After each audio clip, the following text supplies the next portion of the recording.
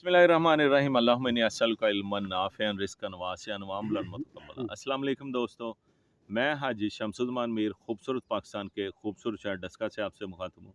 मेरे साथ मेरे मोहतरम दोस्त कारी मोहम्मद अब्बास साहब मौजूद हैं। दोस्तों, हम वाक़ से फ़ारिग हो चुके हैं। आइए अपनी सुबह का आगाज़ तिलावत कुरान पाक से करते हैं।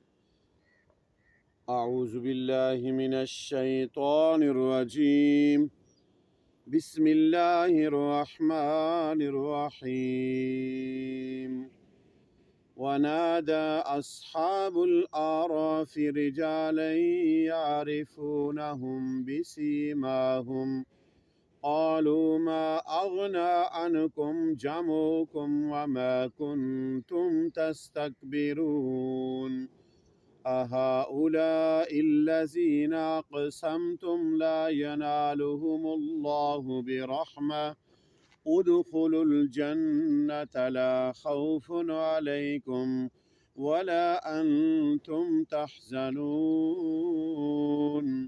ونادى أصحاب النار أصحاب الجنة أن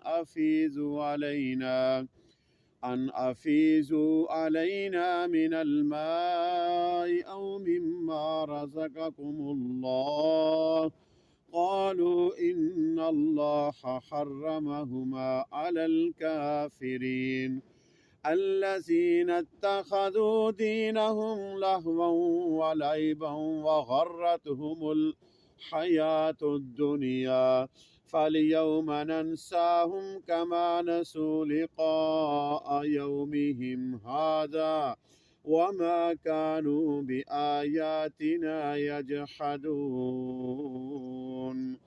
ولقد جئناهم بكتاب فصلناه على علم هدى ورحمة لقوم يؤمنون هل ينظرون إلا تأويله يوم يأتي تأويله يقول الذين نسوه من قبل قد جاءت رسل ربنا بالحق فهل لنا من شفعاء فيشفعوا لنا أو نرد فنعمل غير الذي كنا نعمل قد خسروا أنفسهم وزل عنهم ما كانوا يفترون صدق الله العظيم माशाअल्लाह, जज़ाकल्लाह। दोस्तों, एक आदमी हज़रत मूसा अलैहिस्सलाम से कहता है कि ऐ मूसा, आप अल्लाह से बातें करते हो, तो जब आप अल्लाह से मिलने के लिए जाओगे तो अल्लाह पाक से कहना कि मैं पहले बहुत इबादत करता था, बड़ा आबुद हुआ करता था, फिर मैंने इबादत छोड़ दी और गुनाहों की तरफ लग गया। तो अल्लाह से पूछना कि अल्लाह पाक मुझे अजाब क्यों नहीं दे रहे। जब हज़रत मूसा गए, अल्लाह पाक से बातें की, वापस आए तो उस बंदे ने सवाल किया कि ऐ मूसा, क्या आपने अल्लाह पाक से पूछा? तो हज़रत मूसा ने फरमाया कि मैंने अल्लाह पाक से पूछा। तो अल्लाह पाक ने फरमाया कि उस बंदे से कहना कि जब तुम मेरी इबादत करता था तो तुम्हें जो सुकून और सुरूर मिलता था, क्या तुम्हें वो सुकून और दिली वो कल्बी जो सुकून मिलता था, क्या तुम्हें अब वो मिल रहा है? तो उस बंदे ने कहा कि नहीं, मुझे वो पहला वाला सुकून नहीं मिल रहा, बल्कि मैं हर वक्त इज़्तिराब में रहता हूँ। तो हज़रत मूसा ने फरमाया कि इज़्तिराब में रहना और तुम्हारा वो सुकून का ख़त्म होना, यही एक बहुत बड़ा अज़ाब है। दोस्तों, अगर हम सुकून में नहीं हैं, इज़्तिराब में हैं, तो हम में कोई ना कोई कहीं ना कहीं गलती है। हमें उसकी अल्लाह पाक से माफ़ी मांगनी चाहिए और दुआ करनी चाहिए कि अल्लाह पाक हमें